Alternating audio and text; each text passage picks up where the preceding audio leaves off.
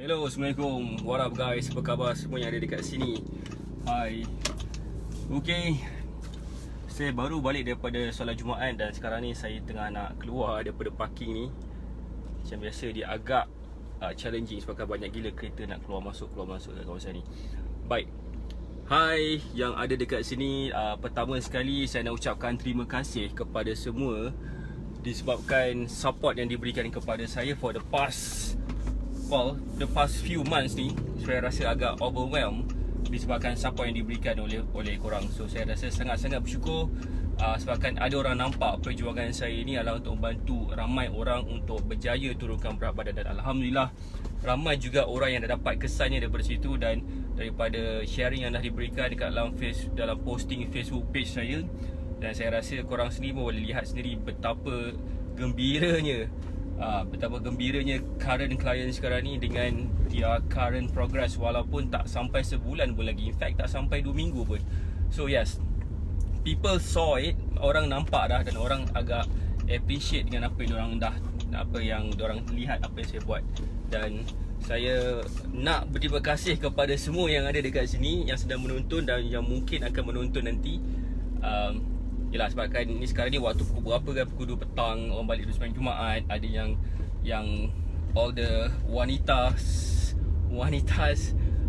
pergi bershopping ke kan. Kan yelah sembahyang Jumaat. Buat apa kan.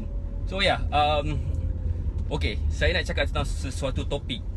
Topik ni yang saya rasa macam saya patut bagi tahulah kan. Ia berkenaan dengan perubahan. Benda yang pasti akan berlaku adalah perubahan. Dan benda yang takkan berubah dalam kehidupan ni adalah perubahan. Maksud saya gini, time flies so fast.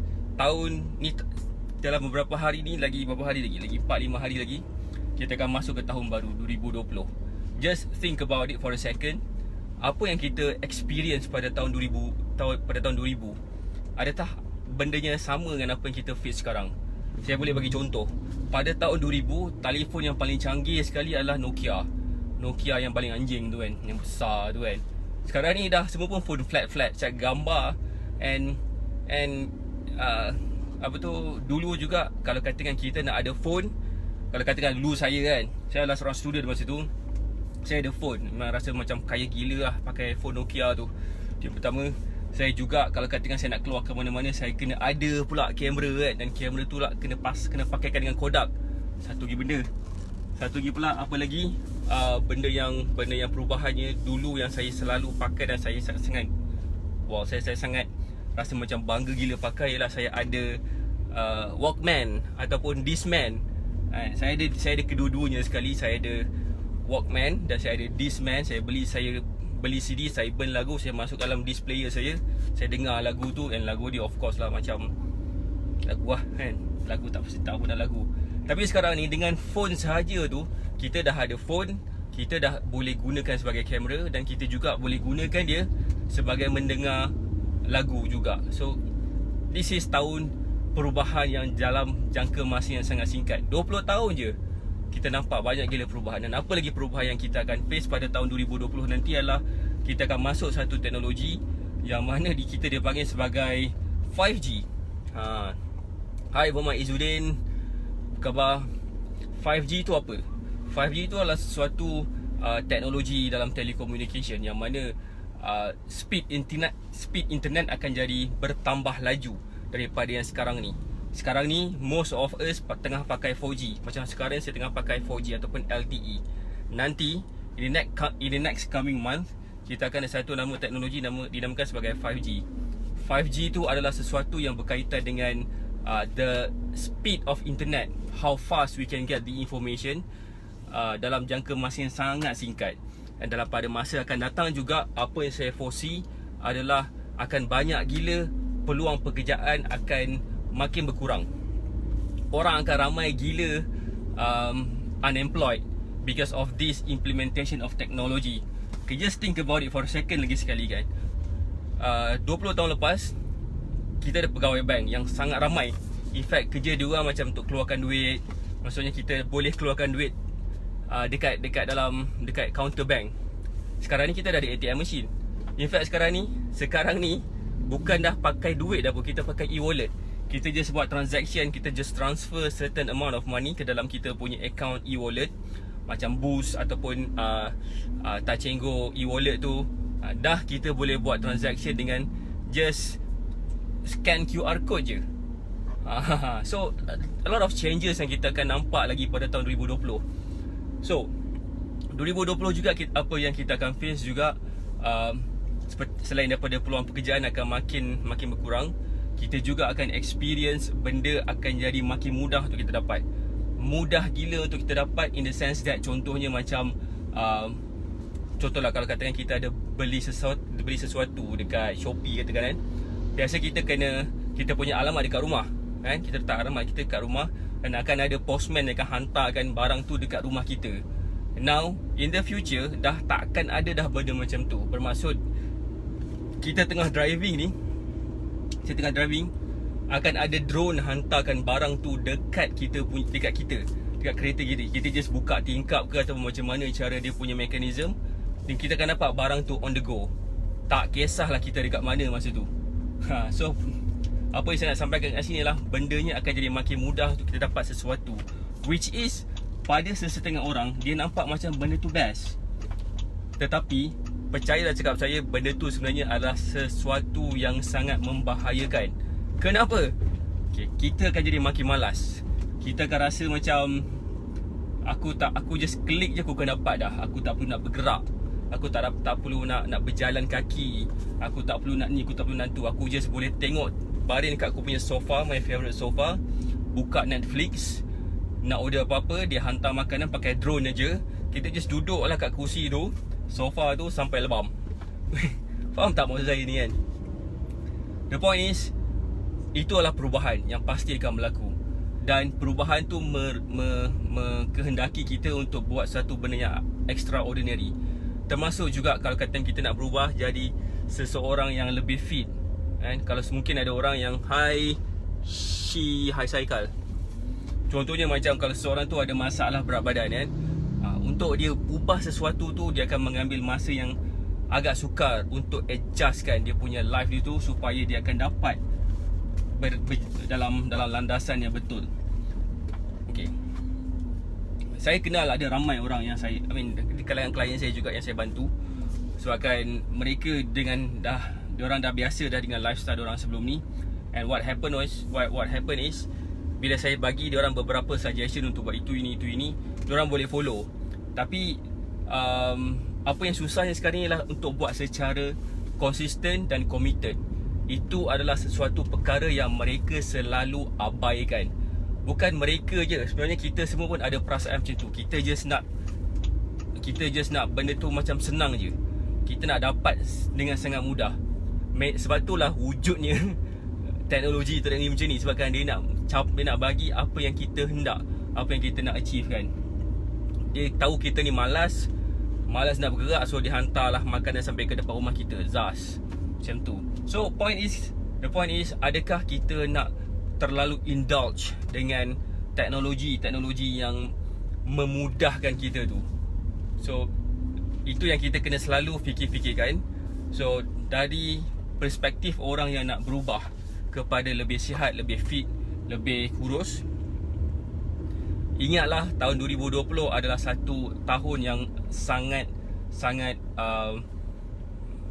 sukar untuk kita buat sesuatu. Sebabkan kita mungkin terbiasa dengan convenience yang berada pada tahun tu. Dan percayalah cakap saya juga, kalau katakan korang tak jaga kesihatan, unemployment rate nanti pada tahun 2020 akan makin meningkat, lagi tinggi daripada tahun-tahun sebelum ni. Because of the technology implementation yang ada pada tahun 2020 ni, yang menyebabkan there's no more, macam dia tak perlukan ramai orang untuk bekerja di dalam sesuatu perkara, satu bidang tu. Untuk number of employee tak patut terlalu ramai. So it's quite susah sebenarnya kalau katakan kita tak jaga kesihatan kita.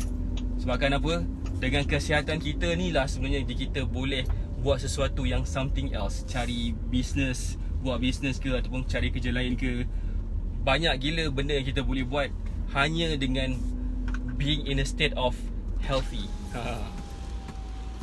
berada dalam state yang sihat kan. So saya tahu semua yang tengah menonton sekarang ni adalah orang yang sihat-sihat belaka. Semalam saya tak sihat. Semalam saya demam semua bagai. Alhamdulillah hari ni dah okey dah sikit.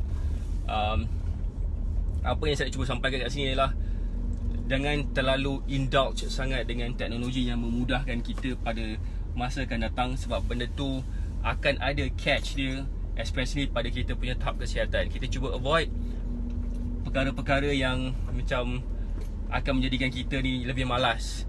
Kita haruslah bergerak dan kita kena move more frequently.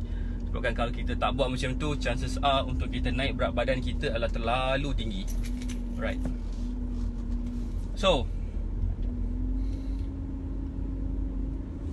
komitmen, konsisten, dua benda tu yang paling susah kita nak dapat dalam mana-mana bidang yang kita nak buat, yang kita nak cuba buat kan. Tak kisahlah dalam apa benda sekalipun, sama ada dalam proses nak kurus ke ataupun dalam proses kita dalam buat bisnes ke kan. Kalau you tak committed, bye-bye lah. Lupakan aje lah apa kita nak buat tu. Kita buatlah benda lain. Dan tak engkau lah. So this is the time untuk kita buat sesuatu. This is the time untuk kita jadikan diri kita sebagai seorang yang berguna pada diri kita sendiri, pada family kita sendiri, pada anak-anak kita, pada saudara mara kita. Tunjukkan kepada diorang semua, dengan kita menjaga kesihatan kita, diorang akan jadikan kita sebagai sumber inspirasi.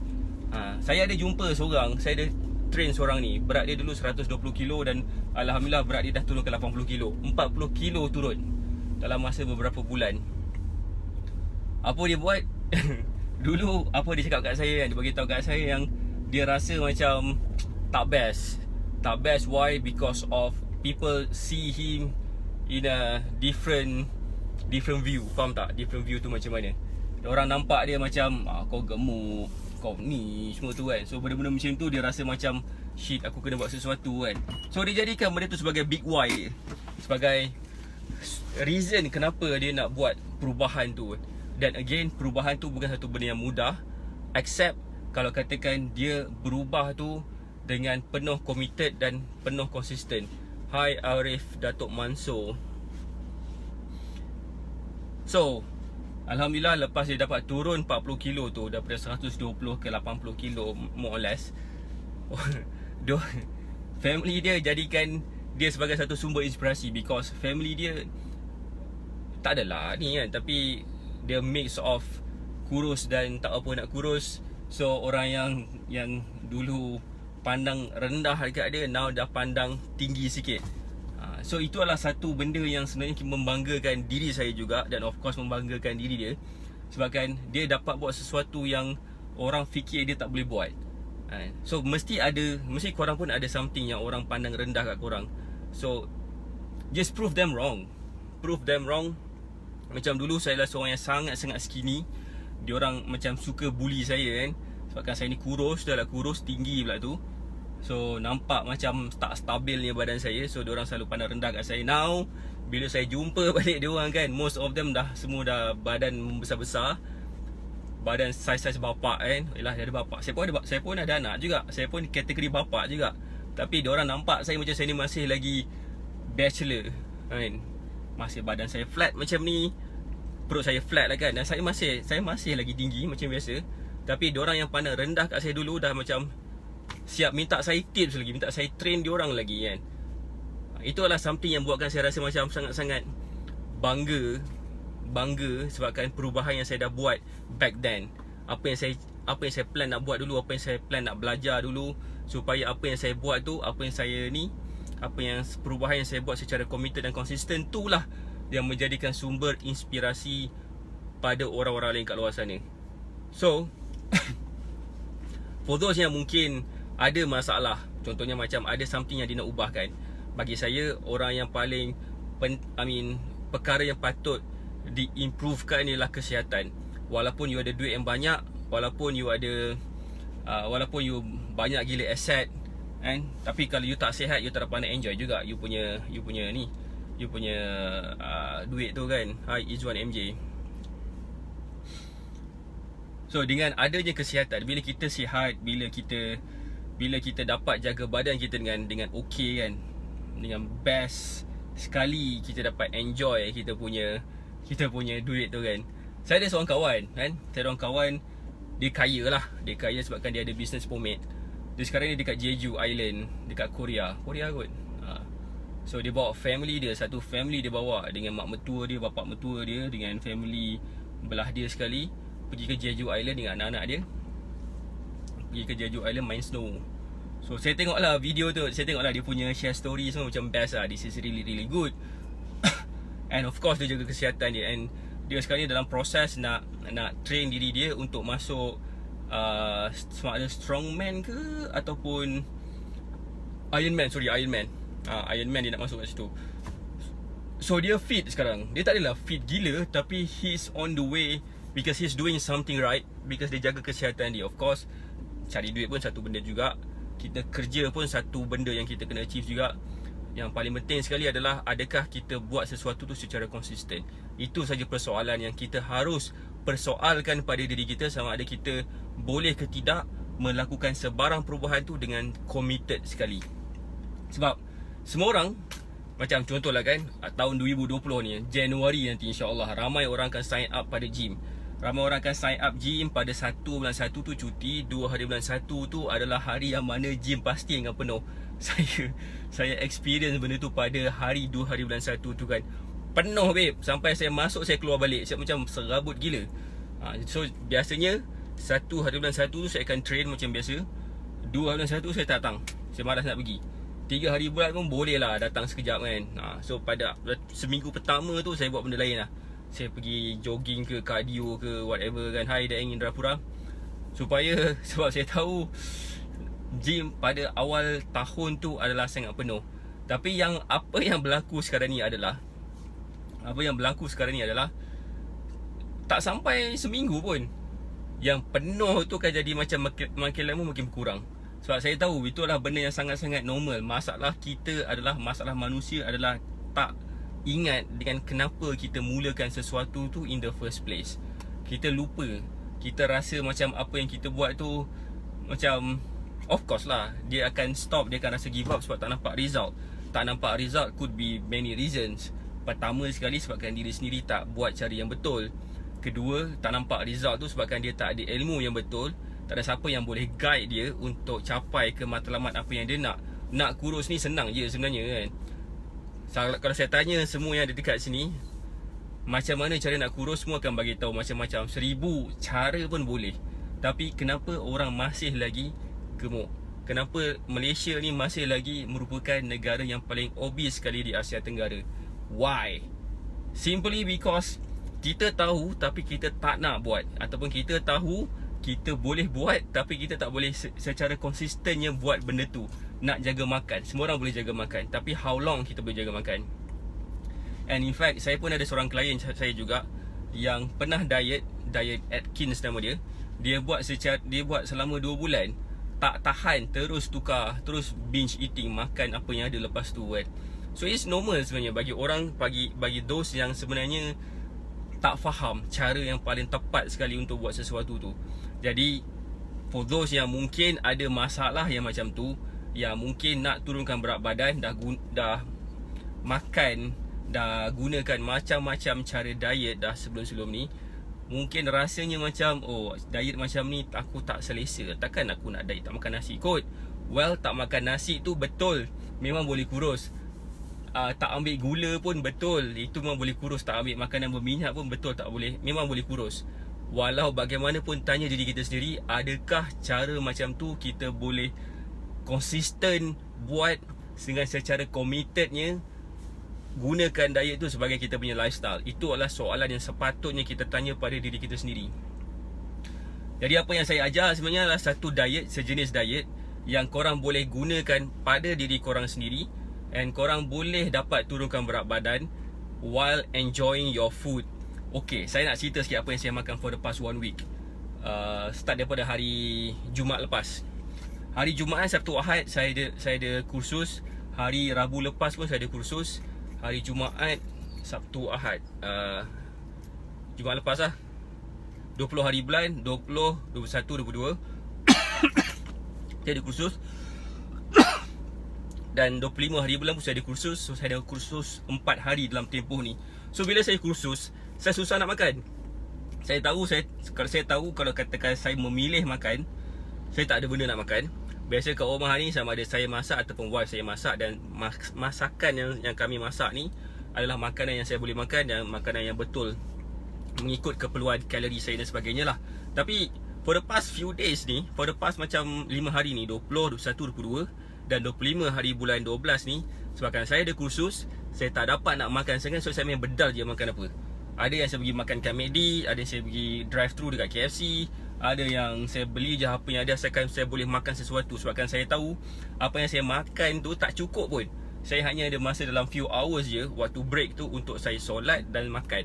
Dan saya tahu memang tak cukup. Jadi saya boleh makan apa sahaja. Dan kalau katakan korang tengok saya punya gambar yang saya ambil gambar semalam tu, korang boleh nampak keadaan perut saya sekarang. Do you see I'm fat?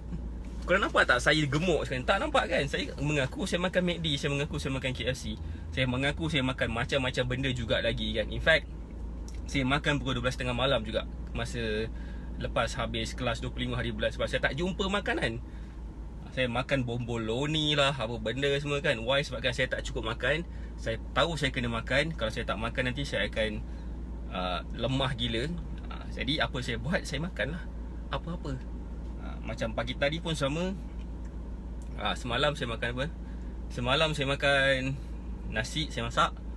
Saya makan dengan pagi tadi saya tak makan.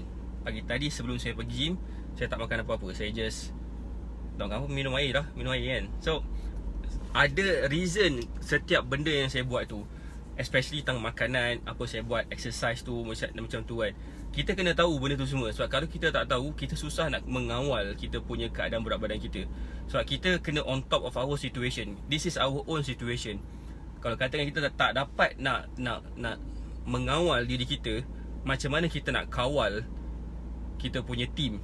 Kalau katakan kita bekerja kan, kalau katakan kita ada anak buah, ataupun kalau katakan nanti bila korang dah besar, bila katakan yang tak kahwin lagi, nanti dah kahwin, macam mana nak kawal family kan? Kalau diri sendiri pun tak dapat nak kawal. Kalau diri sendiri bukan tak dapat nak kawal je, tak reti nak kawal macam mana, tak ada knowledge tu kan, tak faham cara yang tepat dia macam mana. So saya sarankan lah, saya strongly suggest for those yang maybe ada rasa nak turunkan berat badan. Sebab tahun 2020 dah dekat, nak capai berat badan yang ideal pada tahun 2020 ni, this is the time untuk you buat sesuatu tentang diri korang. If you are not take this decision yang korang akan buat for the past few days ni sebelum masuk tahun 2020 tu lah yang akan menentukan siapa diri korang pada tahun 2021 nanti. Pada tahun 2009, pada tahun 2009, itu adalah kali pertama saya step foot into a gym. Dan saya buat secara konsisten every single day. Setiap hari saya pergi, saya buat benda yang sama. At least saya pergi secara konsisten, saya buat benda yang sama secara konsisten. Tapi cara dia mungkin tak kena lah kan. So nampaklah bentuk-bentuk dia kan, tapi tak nampak sangat sebabkan salah cara. Tapi still saya pergi dan saya buat secara konsisten. And dua benda tu je pun dah cukup dah untuk saya dapat sesuatu dekat situ kan. So throughout the years, saya belajar. Walaupun saya tak ada masa, saya belajar, saya buat sikit-sikit, lama-lama dapatlah result saya yang mana yang saya nampak sekarang. Dan paling penting sekali adalah pada tahun lepas, yang mana bila saya pertama sekali saya ambil orang yang boleh train saya secara personal, yang boleh tengok saya punya movement macam mana, saya punya form macam mana, pemakanan saya macam mana. Dan saya yakin ramai gila orang tak tahu benda ni semua. Ramai gila orang tak faham macam mana cara nak paling betul nak buat. So bila dia tak faham cara betul yang nak buat, bila dia rasa macam apa yang dia tahu ni dah cukup dah, and dia just nak buat benda ni dengan sendiri sahaja, trust me, pasti korang akan tersungkur kat tengah jalan and korang give up. So tak nampak cara yang paling baik sekali. And susah nak stay consistent, susah nak stay committed kalau tak ada siapa yang boleh bimbing korang. Melainkan diri korang sendiri memang ada reason why untuk korang buat benda apa yang korang buat tu hari-hari. Contoh, kenapa Hai Andy Biasan Belasan, Hai Zack, kenapa sebenarnya orang pergi kerja, orang pergi office kerja kan, spend from 9 to 6, pergi jam, pergi ke office jam, balik daripada office pun jam. Kenapa orang buat benda tu hari-hari, 5 days a week, selama sebulan, selama berapa tahun diorang kerja sampai sekarang kan? Kenapa? Sebabkan diorang tahu dan diorang yakin diorang akan dapat gaji by end of that month. Pada hujung bulan tu korang akan dapat gaji, dan dengan gaji itulah korang boleh, you know, sustain your financial needs every month. So itu yang korang buat sebab korang yakin dan korang percaya benda tu korang boleh dapat. Walaupun sebenarnya korang tak nampak pun lagi, tapi korang yakin dan korang percaya itu yang korang akan dapat. But now, let's look into a different perspective sekarang. Sekarang ni korang exercise, korang tak yakin nak dapat macam mana. Padahal korang boleh nampak orang lain yang exercise, yang jaga makan, yang betul. Ada someone yang boleh train pula, ada someone yang boleh coach tu pula, and halfway korang stop. Why? Macam, come on lah kan, come on. So kita nak bantu, kita nak orang, saya sendiri personally, saya nak bantu percentage rate rakyat Malaysia yang ada masalah berat badan ni, yang ada masalah obesity ni. Saya nak turunkan daripada 46% to 44% lah at least kan, for the next 3 years. Saya nak be part of this movement, dan sesiapa yang mungkin excited nak be part of this movement, bolehlah kita berbincang, tengok macam mana cara kita boleh buat sesuatu dekat situ kan. Sebab kan, the only way untuk kita buat satu perubahan ialah kita buat sesuatu yang massive, yang besar. And it's not just about spending cost, marketing dan sebagainya. Tak perlu pun. Kita just kena create awareness sahaja kan. Maybe ada orang juga mungkin nak be part of this movement, and tapi tak tahu nak buat macam mana kan. Don't worry, boleh PM saya juga, sebab saya pun tengah mencari partner, in the sense that yang boleh bantu lebih ramai lagi orang dapat turunkan berat badan, supaya kita akan dapat manfaat bersama-sama lah. Hai Hazri Omar. Okay, point saya kat sini adalah very simple. For those yang berminat, bukan berminat nak kurus lah, saya tak nak tepi, sebab saya tahu berdasarkan apa saya tengok kat korang ni, korang semua kurus-kurus pun. Waalaikumsalam bro. Alright, berdasarkan apa saya tengok korang daripada profile tu, saya tak nampak korang gemuk pun. So I understand that. Tapi saya tahu korang ada kesedaran. Kita ada kesedaran, maybe because of kita punya family members, kita punya mungkin spouse, mungkin adik-beradik kita, jiran kita mungkin yang ada masalah berat badan, yang kita mungkin diorang tak risau, tapi kita risau kat diorang kan. What if kalau katakan kita tahu diorang ada masalah apa, tapi kita decided untuk tak buat apa-apa. Bagi saya itulah satu dosa yang besar bagi saya, kalau saya tak buat sesuatu untuk diorang. Okay, sebabkan just imagine, katakanlah kita ada someone yang kita kenal, yang ada family kan, yang mungkin dia ada masalah berat badan, and kita tak bagi tahu, dan kita biarkan sahaja. Siap kita boleh ajak dia makan, dan kita boleh serve dia makanan yang bukan-bukan lagi kepada dia orang. Korang tak rasa bersalah ke kan? Dah lah tak bagi tahu pasal something tentang kesihatan, itulah berat badan sikit bro kan. Macam tu contohnya kan. So bagi saya itulah satu dosa besar saya kalau saya tak sampai ni kepada korang, dan saya kena sampai tu benda tu secara konsisten hari-hari. And that's why saya buat live setiap malam, every night, without getting any cent. Saya buat benda tu sebab saya nak spread the awareness kepada semua orang yang dekat sini, that semua orang boleh capai fitness goal diorang. Tak kisahlah sama ada nak kurus ke, nak gemuk ke, nak jadi sadar ke, nak apa ke, nak fit apa ke. Semua orang deserve dapat that fitness goal, as long as you know how to do it. Macam mana nak achieve benda tu kan. So once you know how to achieve that, insyaAllah it's very easy to get anything that you want. So again, saya invite for those yang interested to be part of this movement. Kita sama-sama tengok cara macam mana yang paling terbaik sekali untuk kita bantu lebih ramai lagi orang yang memerlukan benda ni. I mean memerlukan this program or anything. Dan insyaAllah dengan bantuan korang, dengan bantuan yang korang berikan kepada diorang ni semua, insyaAllah korang pun akan dapat pahala juga. Sebab apa? Saya berpegang kepada satu prinsip, dan prinsip ni saya pegang sampai bila-bila, sampai ke mati. Sebab apa? Apakah prinsip tu? Sebaik-baik manusia adalah mereka yang memberi manfaat kepada orang lain. Dan itu yang saya pegang sampailah ke sekarang, dan insyaAllah saya akan pegang sampai bila-bila. Same goes to you. Same goes to you.